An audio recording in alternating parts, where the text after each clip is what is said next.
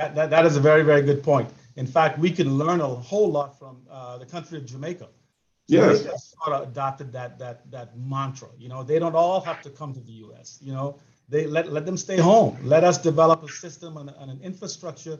Let us develop sports at the University of the Bahamas, and let us teach them. Let us train them. Let them stay home.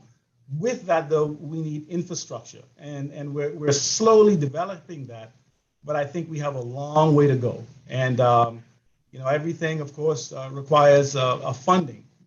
So it's important that the nation sees the benefit, the return on the investment that could be had from improving the infrastructure to allow some of our talented kids to stay right home, get an education home, get the good home cooking, and to develop right on the island itself. Are we, gentlemen, sufficiently invested in sports development or our development of human resources? I mentioned that because we get very good outcomes when we are well invested, or when we invest in education, for instance. When parents invest in education, when students themselves are sufficiently invested in education. I'm talking about investment, not only in terms of dollars and cents, but the psychological training and how we are socialized to perform.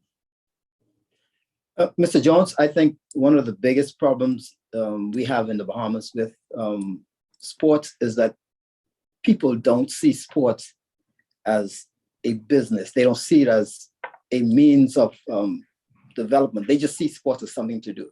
And so kids are not being encouraged early enough to get heavily involved in sports, because it's a financial means of advancement for them later on in life.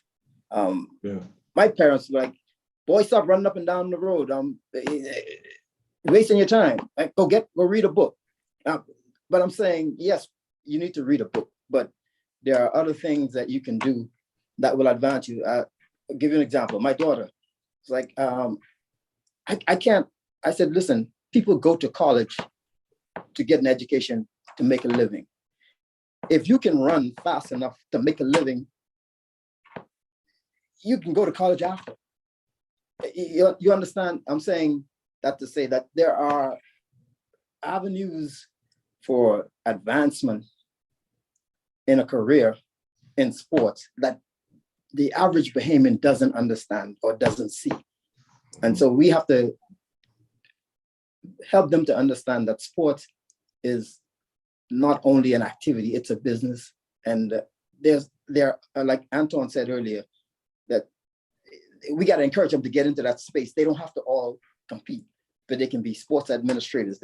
There's so many other things you can do in sports that it doesn't have to amount to being the greatest athlete. But I mean, I'm making a living off sports as a coach. And so there's so many other avenues that we can do. And that's what Bahamians in general don't see or don't understand. Can I touch on that as well? So, obviously sports is our passport to travel, take us to wherever we want to get to in life as a coach, as a player, whatever. And then what I'm talking about, I kind of made a statement about the resources in the Bahamas. It's not necessarily the lack of resources. In America, I'll just use basketball as an example. These kids are playing in AAU tournaments every weekend. They're playing against other very good players every single weekend at the age of 7 years old. Like, they're 6-7-year-olds and they're competing, they're training, they're doing all of that stuff. That's where I'm saying there's a lack of resources in the Bahamas per se, because like we don't have the resources to have a tournament in the Bahamas every weekend against other Bahamian teams. Like, the kids would be able to play against one another, but they're not playing against the best competition in the world, in the state, wherever they're at. So that's what I'm saying, where there's a lack of resources per se. I'll give credit to Kevin Johnson, that's at CI Gibson. When I was at St. John's College, go Giants, when I was at St. John's College in the Bahamas, I was about to go to CI Gibson my junior year of high school. I began training with Coach KJ that summer, And he brought us to the States when I was 13 years old, and we played in the AAU Nationals in Orlando. It was at that point that I realized that I had a lot of work to do before I can play with the American kids, because I was like, I'm athletic, I was dunking, I was a really good player in the Bahamas. I went over there, I was humbled. Until you get over there and you get to compete against those kids every day. And maybe like I'll give Buddy Hield credit as well. He has his team Buddy Buckets, AU team out of Freeport, Jack Hayward High School, I think. He sends those kids to the States and they play in 5 AU tournaments every summer. And those kids spend 2 weeks training for those AU tournaments. So they're training, they're going 2-3 times a day, and then they're playing against other kids. And I got a chance to watch them play in Dallas 2 weekends ago. And I could see where the athleticism is there, where they're starting to get a little bit more confident. But now they're going to go back home and they're going to dominate basketball in the Bahamas. And they're going to be like, okay, why is my recruitment not going up? No, your recruitment's not going up because we're not seeing you play against other good players. And that's at no fault of their own. That's why a lot of these kids have to travel to the States. The Summer of Thunder that's playing right now, that's where DeAndre Ayton was discovered. That's where Sammy Hunter was centered. They got a chance to play against collegiate basketball teams at 15, 16-year-olds. And then they were able to prove that they were good enough. And that's how the college scouts began. Oh, who's this DeAndre Ayton kid? Let me get him over to Arizona. So like when I say there's a lack of resources per se, yes, facilities can improve. I think they've improved a lot in my short time. I'm 30 years old. Like I remember when the track was redone. They just renovated Kendall G Isaac's gym. Like everything's been improved, but you know, it's just still other provisions that's just out of our control that we can't really control quite yet. Ambassador, I just want to add to that. I think everything that's been said so far is like spot on. And the questions you would ask is like how, well, one I want to touch on is how like I could do more, right? And I think the things that I think about is how do we keep people in the Bahamas, right? Because I think I know personally, as a young man, I didn't have the opportunity to go. Like I wouldn't have been able to like just up and go because it's just not an investment that like my mom at the time could afford. And so I think something that's really passionate is like, how do we create the infrastructure? How do we create the structure within the Bahamas to allow those that don't have that opportunity to maybe go away to still pursue that dream? And so the things that personally like I'm challenging myself on to do is to help develop infrastructure, right? So that we have an ability to do the stuff at home. I think another area too is like, how do we educate, right? How do we educate our coaches and how do we educate people about sports in the Bahamas? Because I think developing our local coaches is a really important piece in this, because the more education they have, the more that they can pour into communities. And then the last one is just making sure that once we have that development process in place and you have this infrastructure, we are creating avenues for whether it's coaches, whether it's players, to take their talent to another level and showcase that. So those are the three things for me. It's developing infrastructure, developing our coaches, and then creating avenues for athletes and coaches to perform. Is there an appreciation on the part of the average Bahamian as to what you people are doing in sports administration and what our professional athletes are doing for the development of tourism and for the economic growth of the Bahamas? Anyone? Perhaps I should point the question to Mr. Elliott. You know, Ambassador Jones, I'm sure the entire panel here, you know, we're doing it because of the love, first and foremost, the love of what we do, the love of the sport. And so, you know, there are, I would imagine, scores more unsung heroes that are even back home that we might not, or you might not get to interview.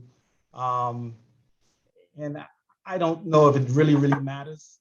You know, I think as Bahamians, I think we owe it to ourselves. It's almost a civic duty for us to just give back. I will tell you a little story. When I first went to school, it was a junior college in Texas. And one of the persons I was talking to heard my accent. And I told him I was from the Bahamas. And I to this day, this is some 40 years ago, their eyes lit up. You're from the Bahamas? You know? And it was that moment when I became proud. Wow, I'm from this little island. You know, wait a minute.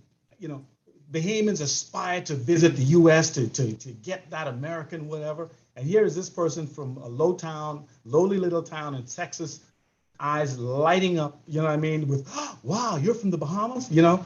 And so, you know, whether I get the recognition or not, I'm just so fortunate to be from such a lovely place. I mean, you know, and I say that because I say it with perspective now. You know, growing up, not so much, you know, in a little hot little house with no air conditioning and mosquitoes biting me. But now I can say it with a different perspective that I'm fortunate to be from a place that's literally paradise. That's a tourist resort. You know, it's frustrating trying to find an airplane ticket to go home because, you know, it's paradise. And so the prices of airplane tickets are high. But, you know, whether I get the recognition or not, my recognition is knowing the fact that whenever I open my mouth, they hear an accent, and that's enough for me. That's enough for me. I can't ever change my accent, and so, you know, I'm just a proud Bahamian, and I'll continue to give back until the day, you know, until the day the Lord calls me home. So, for me personally, it just doesn't matter. I'm just a Bahamian and proud of it. And a proud Sacker as well. You said that about 4 times. But gentlemen, I'm sure that you are all proud to be Bahamians.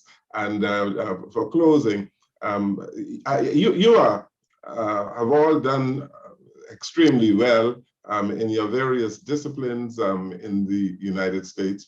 And we thank you, Bahamians, thank you for all that you have done. You've contributed to the development of our local athletes in the Bahamas, and how you are representing the Bahamas wherever you are, in whatever state you are working in the United States of America. And so I'd like to thank you all so very much for participating in this conversation with members of the Bahamian diaspora. Thank you so very much. Thank You're you. welcome. Thank you. Thank you for having us. You're welcome. Thank you for having us. Thank you. Thank you, Ambassador. Thank you very much. Good evening, everyone. Good evening.